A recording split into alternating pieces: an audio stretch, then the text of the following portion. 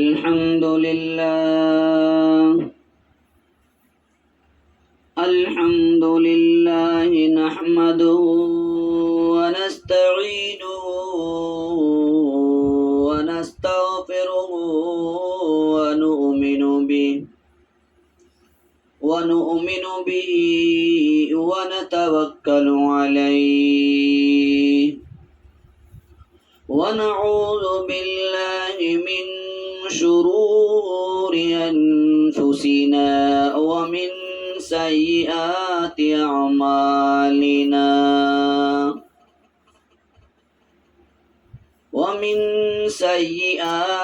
أعمالنا من يهده الله فلا مضل له ومن يضلله فلا هادي له ونشهد أن لا إله إلا الله وحده لا شريك له ونشهد أن سيدنا وحبيبنا وسندنا ونبينا ومولانا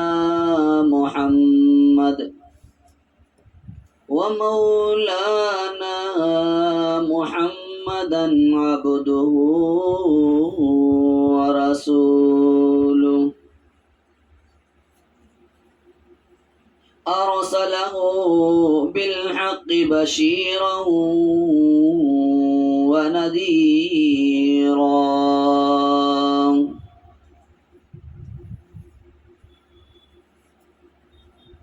أرسله بالحق بشيرا ونذيرا بين يدي الساعة من يطع الله ورسوله فقد رشد ومن يعصهما فقد غوى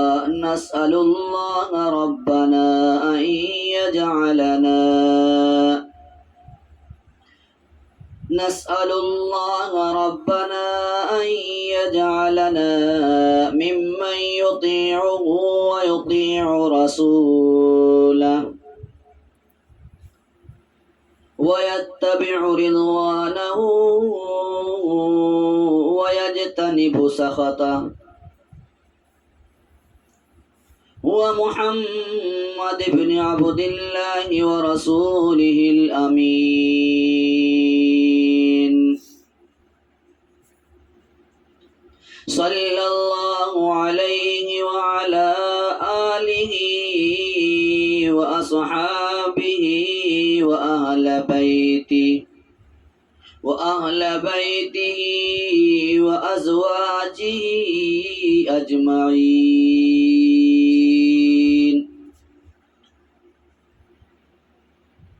أما بعد فأعوذ بالله من الشيطان الرجيم بسم الله الرحمن الرحيم ألا إن أولياء الله لا خوف عليهم ولا هم يحزنون الذين آمنوا وكانوا يتقون لهم البشرى في الحياة الدنيا وفي الآخرة لا تبديل لكلمات الله ذلك هو الفوز العظيم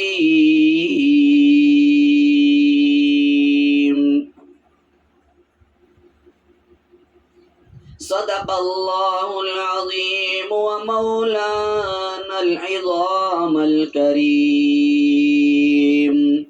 ونحن على ذلك لمن الشاهدين والشاكرين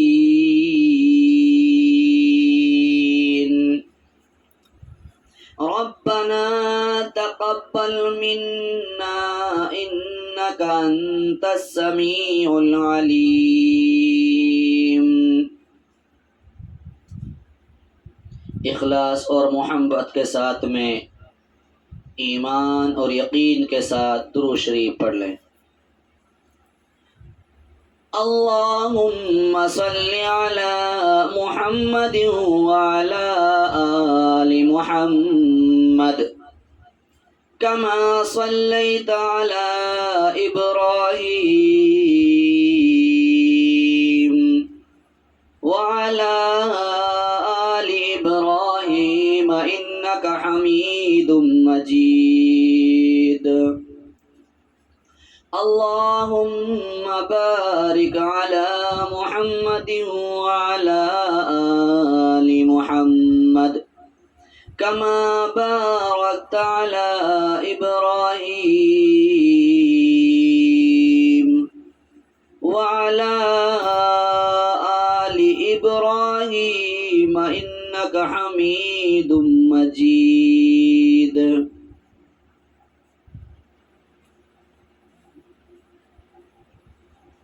میرے محترم بزرگوں اور دوستوں، میں نے آپ حضرات کے سامنے قرآن پاک سورہ یونس پارہ نمبر 11 کی پارے کی رکوع نمبر 12 کی چند آیتوں کی تلاوت کی ہے، اور ان آیتوں کی روشنی میں آج میں آپ حضرات کے سامنے اللہ کے دوست، اللہ کے ولی، اللہ کے لیے آپس میں محبت کرنے والوں کا کیا مقام ہے اور ان کے کیا کیا مراتب ہیں، اور ان سے نفرت اور دشمنی رکھنے والوں کا کیا انجام ہوگا، ان کے لیے کیا وعیدیں ہیں، اس پر روشنی ڈالوں گا۔ اور یہ بھی آپ کے سامنے ہے، موقع چل رہا ہے، گرمی شدت کی پڑ رہی ہے، پریشانی ہو رہی ہوگی، مگر آپ تمام حضرات کے اس ذوق اور شوق کو دیکھتے ہوئے میں انشاءاللہ قرآن و احادیث کی روشنی میں چند باتیں پیش کروں گا اللہ کے ولیوں کے حالات کے اوپر۔ میرے محترم بزرگ اور دوستو، دعا کریں اللہ پاک ہم سب کو اپنی محبت اور اپنا دیدار نصیب فرمائیں، اپنے حبیب و محبوب صلی اللہ علیہ وسلم کی زیارت نصیب فرمائیں، اور اللہ تعالیٰ اپنے ولی اور اپنے دوستوں کی جوتیوں کا اللہ پاک ہمیں اپنے برگزیدہ بندوں کی صحبت نصیب فرمائیں۔ میرے محترم بزرگ اور دوستو، یہ دنیا جس کے اندر ہم اور آپ رہ رہے ہیں، یہ دنیا دھوکے کا گھر، مچھر کا پر، یہ دنیا آج تک کسی کے ہاتھ نہیں لگی۔ ایسے ایسے حسین اور خوبصورت اور ایسے ایسے نوجوان اور ایسی ایسی حسین عورتیں آئی کہ جن کے چرچے پوری دنیا میں تھے، مگر جب وقت آیا تو لوگوں نے اپنے ہاتھوں لاکھوں من مٹی کے نیچے ان کو دفنایا، زیر زمین ان کو بھی جانا پڑا۔ تو میرے سامنے یہ بات کافی دن سے آ بھی رہی تھی، ساتھیوں کی التجا تھی کہ اللہ کے لیے جان قربان کرنے والے، اللہ اللہ کرنے والے جو لوگ ہیں، ان کا کیا مقام ہے۔ اب یہ جو ولی اللہ جو ہے، ولی عربی کا لفظ ہے، ولی دوست کو کہتے ہیں، ولی اللہ، اللہ کا دوست۔ اب دوست کس کو کہتے ہیں اور دوست کیسے بنتا ہے؟ اب دوست تو وہی ہوگا نا جو ہر ادا پر اپنی جان قربان کرے گا، اپنی جان فدا کرے گا۔ اگر کوئی خوشی کے موقع پر کسی کا ساتھ دے اور مصیبت اور پریشانی کے موقع میں آدمی اپنا پیچھا ہٹا لے، اپنے آپ کو بچا لے، دور کر لے، تو اس کو کوئی محبت نہیں کہتا، اس کو تو لوگ بے وفائی کہتے ہیں۔ تو میرے محترم بزرگ اور دوستو، یہ ولی یہ وہ لوگ ہوتے ہیں جو سرکار مدینہ حضرت محبوب کریم صلی اللہ علیہ وسلم کی سنت کے مطابق اپنے سر کے بالوں سے لے کر پیروں کے ناخنوں تک ہر اپنے بدن کے حصہ کو قربان کرتے ہیں اور محبوب کریم صلی اللہ علیہ وسلم کی سنت کو اپنی زندگی میں اپناتے ہیں۔ کیا ہم اور آپ یہی سمجھتے ہیں؟ کیا کھانے کی سنتیں صرف ہے؟ نہیں، کہ میرے محبوب کی کھانے کی سنتیں، پینے کی سنتیں، چلنے کی سنتیں، دوستی کی سنتیں، سفر کی سنتیں، نماز کی سنتیں، ہر ادا، ہر عمل کو اپنانا، اسی کا نام تو محبت ہے، اسی کا نام تو سنت زندہ کرنا۔ اب ایک اللہ کا ولی تھا، بزرگ تھا، اس کے سامنے ایک پھل لایا گیا، خربوزہ لایا گیا۔ اب اس نے اس پھل کو لیا اور کھانے سے انکار کر دیا۔ اب اس نے پوچھا کہ یہ بتایا جائے کہ اس کو کاٹ کے کھانا سنت ہے یا یوں ہی کھانا سنت ہے؟ اب جو اس وقت میں اس کے سامنے علماء کی جماعت تھی، بیٹھے ہوئے تھے، انہوں نے کہا اس کے بارے میں تو کوئی ہمیں تحقیق نہیں، کہا اس کو میں نہیں کھاتا، کہیں ایسا نہ ہو میں کاٹ کر کھاؤں اور اس کو کاٹ کر نہ کھانا سنت ہو، اور کہیں ایسا نہ ہو میں ثابت کھاؤں اور اس کو کاٹ کر کھانا سنت ہو۔ یہ وہ لوگ ہیں جنہوں نے اس دین کے لیے بڑی بڑی قربانیاں اٹھائی، اس دین کے لیے اپنے آپ کو بڑا خفایا۔ تو میرے محترم بزرگ اور دوستو، اس امت کا بہت بڑا ولی، اور اس زمانے کی بات کر رہا ہوں جو آج سے 1400 سال پہلے کی بات ہے، میں اس ولی کی بات کر رہا ہوں جو اللہ کے نبی کے زمانے کا ولی،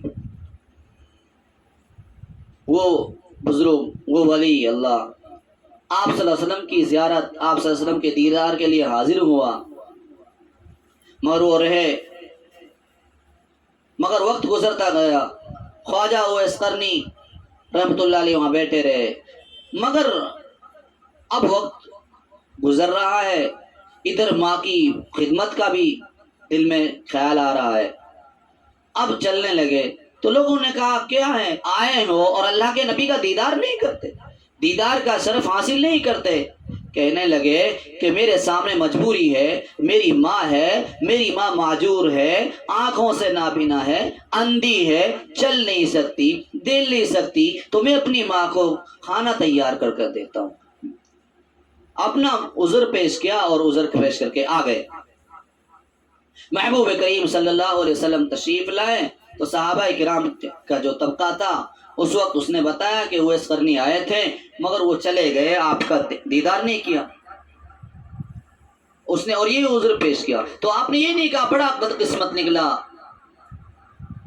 اس کی تو قسمت پھوٹ گئی، یہ آپ نے نہیں کہا، بلکہ میرے محبوب نے کہا مبارک بندہ ہے، کہا حضرت عمر فاروق رضی اللہ عنہ کو مخاطب کر فرمایا، عمر فاروق اویس قرنی سے ہاتھ اٹھا کر اپنے لیے دعائیں کروانا۔ آج ہم ہیں کہ بڑے بڑے نمازی، حاجی، قاضی بنے پھرتے ہیں، نیچے نیچے دبے اوکے پہنے پھرتے ہیں، مگر کبھی خیال کیا ہم نے اس چیز پر خیال کیا کہ ہم بھی ہیں، ہم بھی اسی نبی کا کلمہ پڑھتے ہیں، مگر ہم اس نبی کے لیے کیا کیا قربانی دیتے ہیں؟ کیا بات ہے کہ آج ہم دعائیں کرتے ہیں تو ہماری دعائیں قبول نہیں ہوتی، ہماری دعائیں اثر نہیں کرتی، لوگوں کے سامنے ہماری اچھی باتیں اثر نہیں کرتی۔ ذرا سوچیں،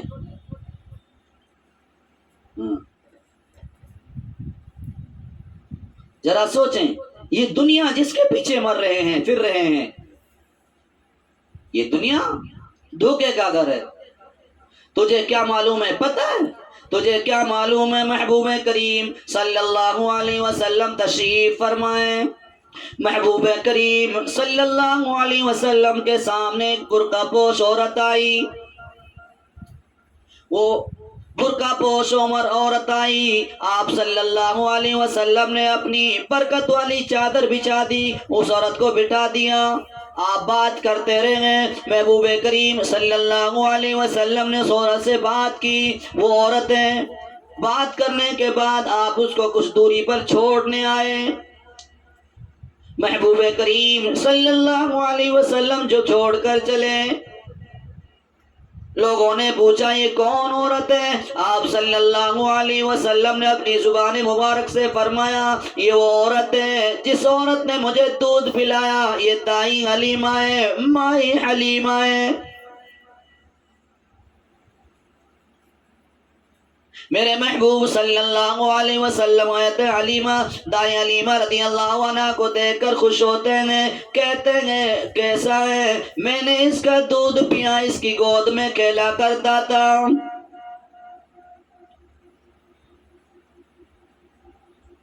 او لوگو تمہیں کیا معلوم ہے؟ تمہیں کیا معلوم ہے؟ آج ولی کہنا آسان ہے، ولی کا نام لینا آسان ہے، جبکہ ارشاد محبوب کریم صلی اللہ علیہ وسلم کا ولی وہ شخص ہے جو ہر طبقے میں ہر موقع پر میری سنتوں کو زندہ کرتا ہوں۔ اسی طرح ارشاد ہے اللہ رب العالمین کا، جو میرے ولیوں سے دوستی رکھتا ہے اور میرے ولیوں سے دشمنی رکھتا ہے، فرمایا جو میرے ولیوں سے دشمنی رکھتا ہے، اللہ رب العالمین نے اعلان فرما دیا اس سے میرا اعلان جنگ ہے۔ بخاری شریف کی حدیث ہے، حضرت ابو ہریرہ رضی اللہ عنہ سے روایت ہے، محبوب کریم صلی اللہ علیہ وسلم نے ارشاد فرمایا، حدیث قدسی ہے جس میں اللہ رب العالمین نے خود ارشاد فرمایا جو شخص میرے ولی اور دوست اور میرے محبوب بندوں سے عداوت رکھے، اس کو میری طرف سے اعلان ہے وہ مجھ سے جنگ کے لیے تیار ہو جائے۔ اس لیے کہ میرے ولی اور دوست، عداوت کا مطلب یہ ہے وہ میرے مقابلے میں آنا چاہتا ہے۔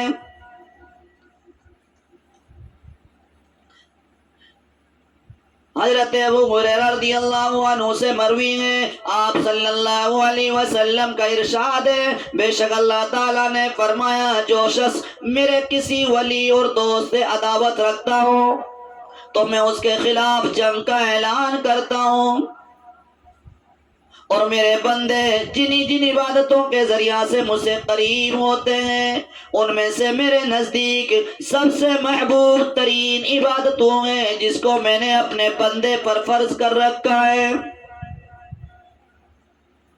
اور میرے بندے نوافل کے ذریعہ سے مجھ سے قریب ہو جاتے ہیں حتیٰ کہ میں اس کو اپنی محبوبیت کا درجہ دے دیتا ہوں، اور میرے درمیان اور میرے اس نیک بندے کے درمیان ایسا شدید تعلق ہو جاتا ہے کہ میں اس کا کان بن جاتا ہوں جس سے وہ سنتا ہے، میں اس کی آنکھ بن جاتا ہوں جس سے وہ دیکھتا ہے،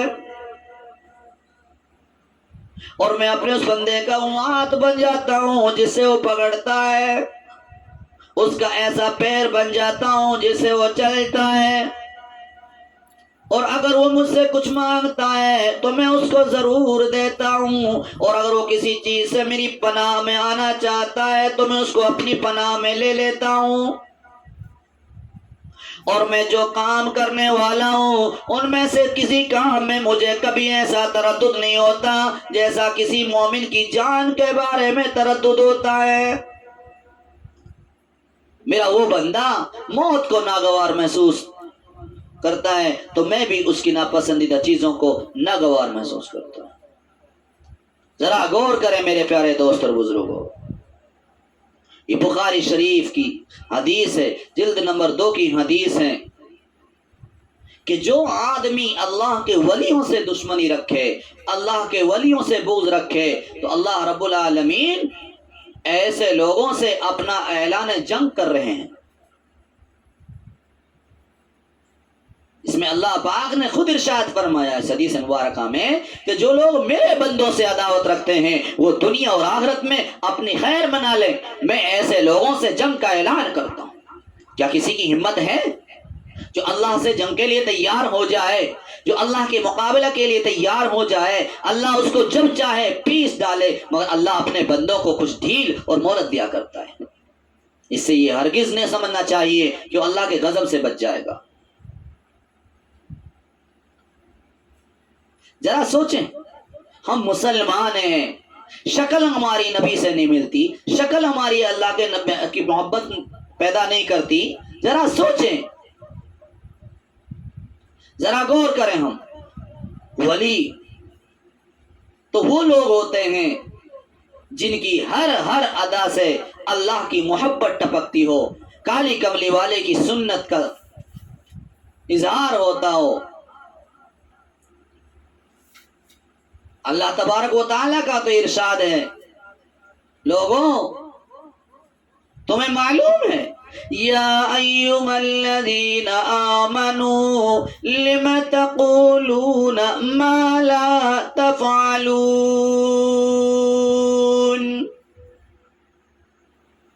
اے ایمان والو تم کہتے کچھ ہو کرتے کچھ ہو۔ کبر مقتا عند اللہ ان تقولوا ما لا تفعلون، اللہ کے نزدیک بڑی بیزاری کی بات ہے، بڑی ناپسندیدگی کی بات ہے کہ تم کہتے کچھ اور کرتے کچھ۔ ہم مسلمان بنے پھرتے ہیں مگر ہمارے کام شیطانی ہیں، ہمارے کام اللہ کی نافرمانی کے کام ہیں۔ کیا یہ مسلمانوں کے کام ہیں؟ میرے محبوب نے تو فرمایا، من احیا بسنتی عند فساد امتی فلہ اجر 100 شہید، جو میری سنت کو میری امت کے فساد کے وقت میں زندہ کرتا ہے اس کو شہیدوں کا اجر ملتا ہے، جو شہیدوں کا اجر ملتا ہے۔ پھر میرے محبوب صلی اللہ علیہ وسلم نے ایک جگہ ارشاد فرمایا،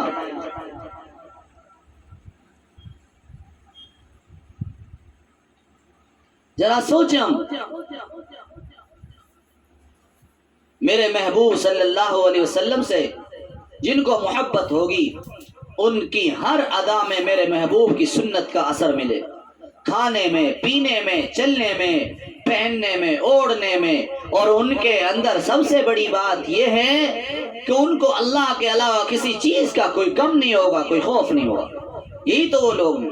فرمایا، الا ان اولیاء اللہ لا خوف علیہم ولا هم يحزنون،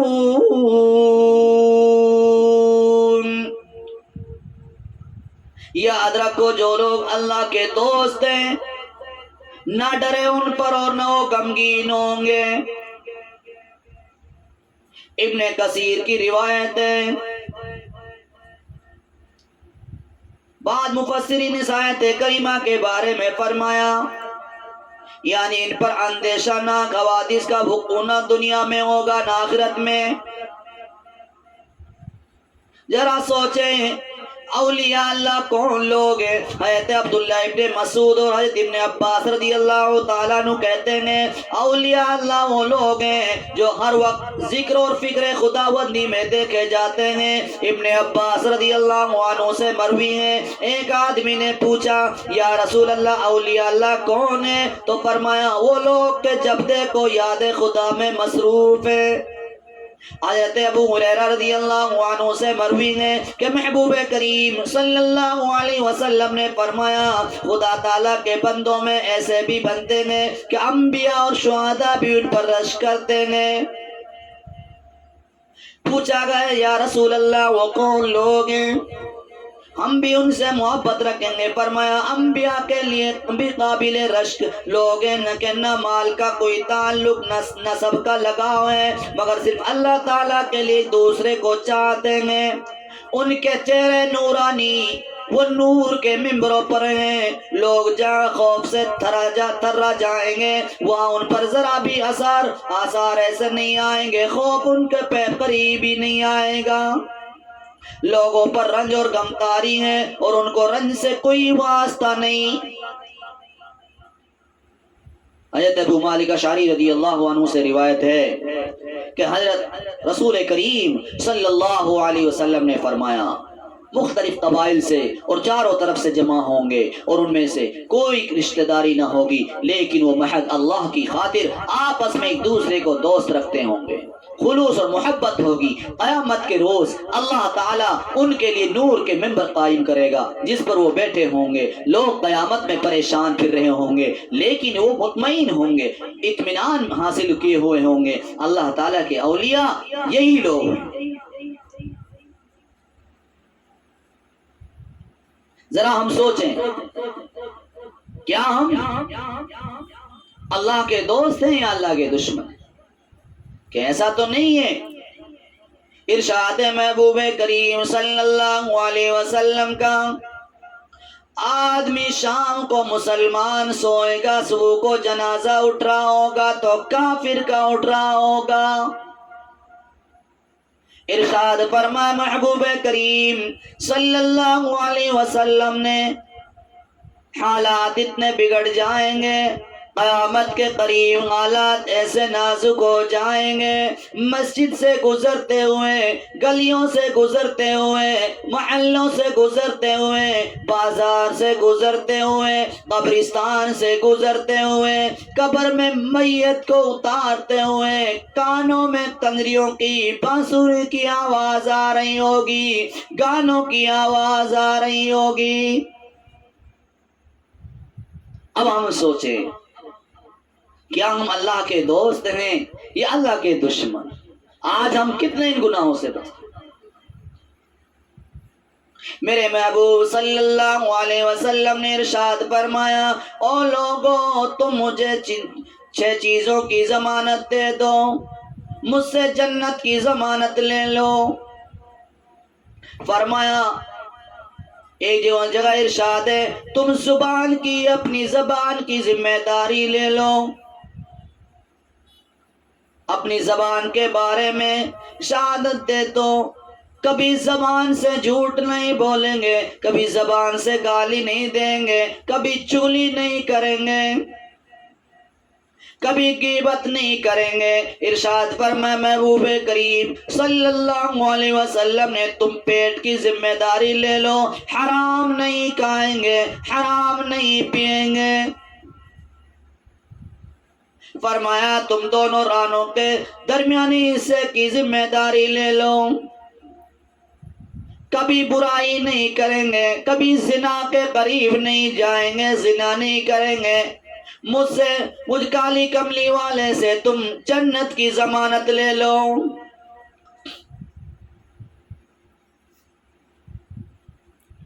ہم اس نبی کے امتی ہیں جس نے پتھر باندھے، پتھر کھائے، آج مکھن کھا کر ہم اس دین پر نہیں چل رہے۔ ذرا سوچیں کہ اللہ کے دوست کون ہوتے ہیں۔ ارشاد محبوب کریم صلی اللہ علیہ وسلم کا ابو ہریرہ رضی اللہ عنہ فرماتے ہیں کہ آپ صلی اللہ علیہ وسلم سے سوال کیا گیا اے اللہ کے نبی الا ان اولیاء اللہ، اس آیت کریمہ میں اولیاء اللہ سے کون لوگ مراد ہیں؟ آپ صلی اللہ علیہ وسلم نے فرمایا وہ لوگ جو صرف اور صرف خالص اللہ کے لیے آپس میں محبت کرتے ہیں، کوئی دنیاوی غرض درمیان میں نہیں۔ ظاہر ہے کہ یہ حالت انہی لوگوں کو ہو سکتی ہے جن کا ذکر اوپر کیا گیا۔ ذرا ہم سوچیں اولیاء اللہ کون ہے، ان کی علامت کیا ہے، ان کی پہچان کیا ہے؟ تفسیر مظہری میں ہے، ایک حدیث قدسی کے حوالے سے نقل کیا گیا ہے کہ اللہ تعالیٰ نے فرمایا میرے اولیاء میرے بندوں میں سے وہ لوگ ہیں جو میری یاد کے ساتھ یاد آئیں، جن کی یاد کے ساتھ میں یاد آؤں۔ اور ابن ماجہ میں حضرت اسماء بنت یزید کے حوالے سے یہ روایت مذکور ہے کہ آپ صلی اللہ علیہ وسلم نے ارشاد فرمایا اولیاء اللہ کی پہچان یہ ہے کہ جن کو دیکھ کر خدا یاد آ جائے۔ خلاصہ یہ ہے کہ جن لوگوں کی صحبت میں بیٹھ کر انسان کو اللہ کے ذکر کی، اللہ کی یاد کی توفیق اور دنیاوی فکروں کی کمی محسوس ہو، یہ علامت اس کے ولی اللہ ہونے کی ہے۔ ذرا ہم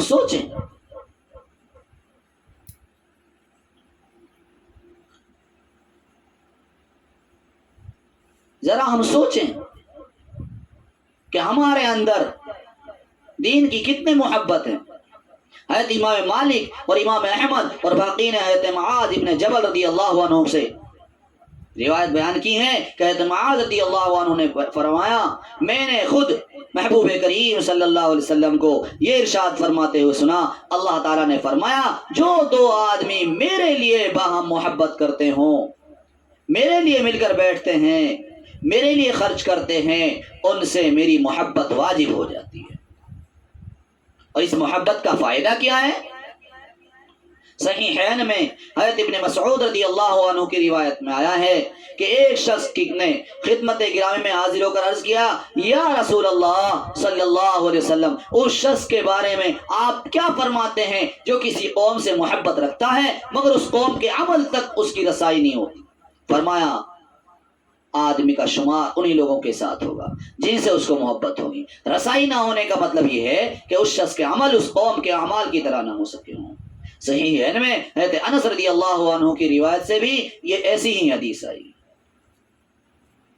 باقی نے شعب الایمان میں لکھا ہے حضرت ابو رزین نے فرمایا مجھے رسول اللہ صلی اللہ علیہ وسلم نے فرمایا میں تجھے بتاؤں اس کام کا مدار کس چیز پر ہے جس سے تجھے دنیا اور آخرت کی بھلائی مل جائے؟ مدار خیر یہ ہے کہ اہل ذکر کی مجلسوں میں حاضری کی پابندی کر اور تنہائی ہو تو جہاں تک ہو سکے اللہ کے ذکر سے زبان کو بھلاتا رہے۔ اللہ کے واسطے محبت، اللہ کے واسطے نفرت کر، یعنی اللہ کی خوشنودی حاصل کرنے کے لیے لوگوں سے محبت اور عداوت رکھ، ذاتی غرض کوئی نہ ہو۔ امام احمد اور حضرت ابو داؤد نے حضرت ابو ذر رضی اللہ عنہ کی روایت سے بیان کیا ہے کہ محبوب کریم صلی اللہ علیہ وسلم نے فرمایا اللہ کے نزدیک سب سے پیارا عمل یہ ہے کہ اللہ کی خوشنودی کے لیے محبت اور بغض کیا جائے۔ اولیاء میں ایک جماعت اللہ کی محبوبیت کے درجہ پر فائز ہوتی ہے۔ مسلم نے حضرت ابو ہریرہ رضی اللہ عنہ کی روایت سے لکھا ہے کہ آپ صلی اللہ علیہ وسلم نے فرمایا اللہ جب کسی بندہ سے محبت کرتا ہے تو جبرائیل علیہ السلام کو طلب فرما کر حکم دیتا ہے میں فلاں بندہ سے محبت کرتا ہوں تو بھی اس سے محبت کر۔ حسب الحکم جبرائیل علیہ السلام اس بندے سے پیار کرنے لگتے ہیں۔ پھر جبرائیل علیہ السلام آسمان پر اہل سماوات کو ندا دیتے ہیں اے فلاں بندے سے محبت میں کرتا ہوں، تم بھی اس سے محبت کر دو، محبت کرو۔ حسب الارشاد اہل سما سے اس سے محبت کرنے لگتے ہیں، پھر زمین والوں میں اس کو مقبولیت عطا کر دی جاتی ہے۔ اور جب اللہ کسی بندہ سے نفرت کرتا ہے جبرائیل علیہ السلام کو طلب کیا جاتا ہے اور حکم دیا جاتا ہے کہ میں فلاں شخص سے نفرت کرتا ہوں تو بھی اس سے نفرت کر۔ حسب الحکم جبرائیل علیہ السلام اس سے نفرت کرنے لگتے ہیں، پھر آسمان والوں کو جبرائیل علیہ السلام ندا کرتے ہیں اور کہتے ہیں اللہ فلاں شخص سے نفرت کرتا ہے، تم بھی اس سے نفرت کرو۔ لوگ اس سے نفرت کرنے لگتے ہیں، پھر زمین والوں میں سے اسے زمین والوں میں اسے اس کی نفرت پیدا کر دی جاتی ہے اور زمین والے اس سے نفرت کرتے ہیں۔ اولیاء اللہ کی علامت کیا ہے؟ کیا کیا علامات ہیں؟ آپ صلی اللہ علیہ وسلم سے دریافت کیا گیا کہ آپ صلی اللہ علیہ وسلم نے فرمایا، اللہ تعالیٰ نے ارشاد فرمایا، میرے بندوں میں میرے اولیاء وہ ہیں جن کی یاد میرے ذکر سے اور میری یاد ان کا ذکر کرنے سے ہوتی ہے۔ حضرت اسماء بنت یزید نے رسول اللہ صلی اللہ علیہ وسلم کو فرماتے ہوئے سنا، کیا میں تم کو نہ بتاؤں کہ تم میں سے سب سے اچھے کون لوگ ہیں؟ صحابہ کرام نے عرض کیا، یا رسول اللہ ضرور فرمائیں۔ آپ نے فرمایا، جن کو دیکھنے سے اللہ کی یاد ہوتی ہے، اللہ کی یاد دل میں پیدا ہو جاتی ہے، اللہ کی یاد تازہ ہو جاتی ہے، وہ سب سے اچھے لوگ ہیں۔ اور ایسے ہی لوگ ہیں جن کے لیے اعلان خداوندی ہے، فرمایا لَهُمُ الْبُشْرَى فِي الْحَيَاةِ الدُّنْيَا وَفِي الْآخِرَةِ، ان کے لیے خوشخبری دنیا کی زندگانی میں اور آخرت میں۔ ہم تو ان کو مانتے ہیں جن کے جبے چبکے نیچے ہوں، جن کی نظریں بد ہوں، جن کو نہ نماز کا خیال ہو، نہ روزے کا خیال ہو، نہ حقوق اللہ کا خیال کوئی ہے، نہ ان کے اندر حقوق العباد کا کوئی ڈر اور خوف ہے۔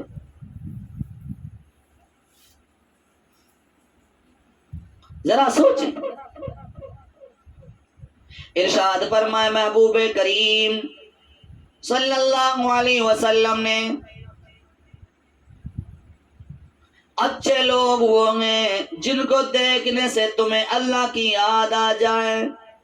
حضرت ابو درداء رضی اللہ عنہ سے لَهُمُ الْبُشْرَى فِي الْحَيَاةِ الدُّنْيَا، اس کا معنی دریافت کیا گیا، فرمایا جب سے میں نے محبوب کریم صلی اللہ علیہ وسلم سے اس آیت کریمہ کی تفسیر دریافت کی، اب تک سوائے تیرے کسی نے مجھ سے اس کی تفسیر نہیں معلوم کی۔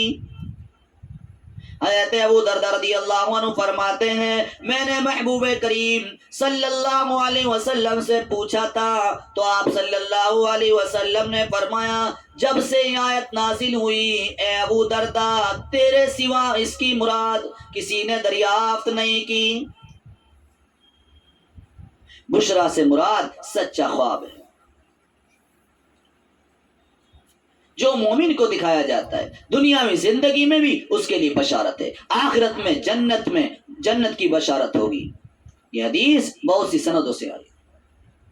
تو میرے محترم بزرگ اور دوستو، کتنے مبارک ہیں وہ لوگ جن کو یہ بشارت سنا دی گئی کہ وہ دنیا میں بھی اور آخرت میں بھی کامیاب ہیں، ان کے لیے خوشخبری ہے۔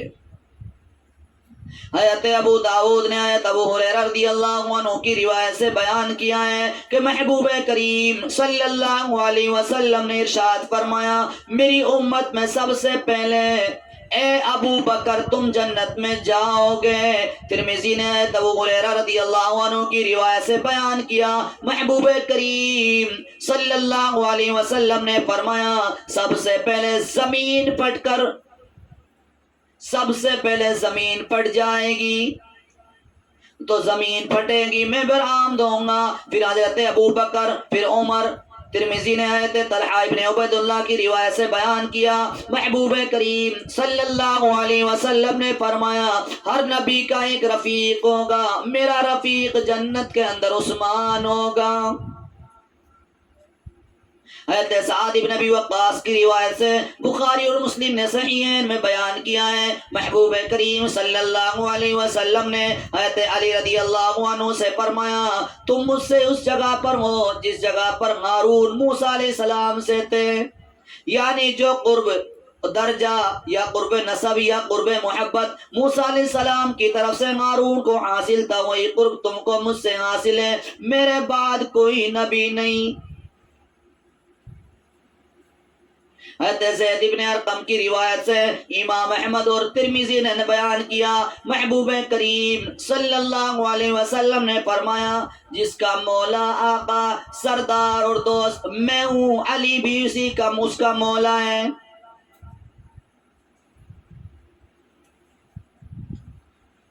ارشاد فرمایا محبوب کریم صلی اللہ علیہ وسلم نے حدیث قدسی میں کہ اللہ تعالیٰ نے فرمایا جو میرے محبوب بندوں کو پریشان کرے، میرے محبوب بندوں کو تکلیف دے، ان سے عداوت رکھے، ان سے بغض رکھے، اس سے میرا اعلان جنگ ہے اور میرے لیے مجھ سے اعلان جنگ کے لیے تیار ہو جائے۔ آگے اللہ رب العالمین نے ارشاد فرمایا میں اپنے محبوب بندوں کا خود کان بن جاتا ہوں جس سے وہ سنتے ہیں، خود ان کی آنکھ بن جاتا ہوں جس سے وہ دیکھتے ہیں، میں ان کے ہاتھ پیر بن جاتا ہوں جن سے وہ پکڑتے اور چلتے ہیں، جب وہ مجھ سے مانگتے ہیں تو ضرور دیتا ہوں، اور جس چیز سے وہ پناہ مانگتے ہیں میں ان کو پناہ دیتا ہوں۔ جو میری پناہ میں داخل ہو جائے تو کس کی ہمت ہے کہ اس کا کچھ بگاڑ دے، اس کو کوئی نقصان پہنچا سکے۔ بہت ڈرنے کی ضرورت ہے۔ لوگ جب چاہے کسی مومن کے بارے میں زبان کھولتے ہیں، علماء اور بزرگوں کی پگڑی اچھالتے ہیں، بعض دفعہ تو کسی ذاتی مسئلہ کے حل نہ ہونے کی وجہ سے علماء کے پیچھے پڑ جاتے ہیں، ان پر الزام اور عیب لگاتے ہیں۔ ایسا ہرگز نہیں ہونا چاہیے۔ اللہ تعالیٰ ہر ایک کو دیکھ رہا ہے، کیا کر رہا ہے، اللہ تعالیٰ دلوں کی باتوں کو خوب جانتا ہے۔ وقت کی تنگی ہے، اس لیے میں اپنی بات کو سمیٹتے ہوئے صرف حضرت حسین رضی اللہ عنہ کے قاتل عبید اللہ ابن زیاد کا حشر کیا ہوا، اس کے اوپر چند باتیں پیش کر کے اپنی بات کو سمیٹتا ہوں۔ جناب محبوب کریم صلی اللہ علیہ وسلم کی آنکھوں کی ٹھنڈک حضرت حسین رضی اللہ عنہ اور ان کے ساتھ اہل بیت کے قاتلین کے سردار عبید اللہ ابن زیاد کا حشر اس زمانہ کے لوگوں نے دیکھ لیا جو اس کے زمانے میں موجود تھے۔ ابراہیم ابن اشتر نے اس کے اور اس کے ساتھیوں کے سروں کو کاٹا اور کاٹ کر ایک مسجد کے صحن میں مولی اور گاجر کی طرح ڈھیر لگا دیا۔ ترمذی شریف کے اندر حضرت عمر رضی اللہ عنہ سے روایت ہے، وہ فرماتے ہیں جب عبید اللہ ابن زیاد اور اس کے ساتھیوں کے سروں کو مسجد کے صحن میں کاٹ کر ڈھیر لگا دیا گیا تھا تو اس منظر کو دیکھنے کے لیے لوگوں کی بھیڑ لگی ہوئی تھی، تو میں بھی گیا۔ جس وقت میں پہنچا تو لوگوں میں ایک شور ہے، لوگوں میں آواز ہے، شور اس بات کا ہو رہا تھا کہ ان کے سروں میں ایک سانپ گشت کر رہا تھا، گشت کرتا ہوا عبید اللہ ابن زیاد کی ناک میں گھس جاتا، پھر تھوڑی دیر کے بعد اس کی ناک سے باہر آ کر پھر سروں میں گشت کرتا تھا، اور گشت کرتا ہوا پھر آ کر عبید اللہ ابن زیاد کی ناک میں گھس جاتا، پھر تھوڑی دیر اس کی ناک میں ٹھہرنے کے بعد پھر نکل کر غائب ہو جاتا، پھر تھوڑی دیر کے بعد آ کر اسی کی ناک میں گھستا۔ میں نے اپنی آنکھوں سے یہ منظر مسلسل 2-3 مرتبہ دیکھا۔ ترمذی شریف جلد نمبر 2 صفحہ نمبر 218 کے حوالے سے میں آپ حضرات کے سامنے بات پیش کی۔ فرمایا کہ جس نے اللہ کے ولی کے ساتھ عداوت کی اس کا یہ حشر دنیا میں بھی لوگوں نے دیکھ لیا، اب آخرت میں کیا ہوگا وہ اللہ کو زیادہ معلوم۔ حضرت عمارہ ابن عمیر فرماتے ہیں کہ جب عبید اللہ ابن زیاد اس کے ساتھیوں کے سروں کو مسجد کے صحن میں تہبتا ایک ساتھ ملا کر رکھا گیا تو میں بھی وہاں گیا۔ اس وقت لوگ دیکھ رہے تھے اور کہہ رہے تھے کیا آ گیا کیا دیکھتا ہوں، ایک سانپ آیا، لوگوں کے سروں کے درمیان سے نکل کر عبید اللہ ابن زیاد کی ناک میں گھس گیا، تھوڑی دیر ٹھہرا رہا، پھر نکل کر چلا گیا، نظروں سے غائب ہو گیا۔ پھر لوگوں نے کہا آ گیا اور آ کر عبید اللہ ابن زیاد کی ناک میں گھس گیا۔ چنانچہ سلسلہ میں نے خود 2-3 مرتبہ دیکھا۔ حضرت عمارہ ابن عمیر کہتے ہیں۔ تو میرے محترم بزرگ اور دوستو، اللہ پاک سے دعا کرے اللہ پاک اپنے ولیوں کی محبت ہمارے دلوں میں پیدا فرمائے اور ان سے دشمنی اور عداوت رکھنے سے ہم سب کی حفاظت فرمائے۔ اب تک جو ہم سے گناہ ہوئے ہیں اللہ پاک ہم سب کو معاف فرمائے اور اپنے ولیوں کی محبت اور جوتیوں کے طفیل میں اللہ پاک ہم سب کو قبول فرمائے۔ وآخر دعوانا الحمد للہ رب العالمین۔